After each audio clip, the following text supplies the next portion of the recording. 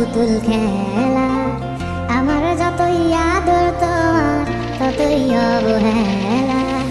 সরল সোজা মনটা পাইয়া করলা পুতুল খেলা।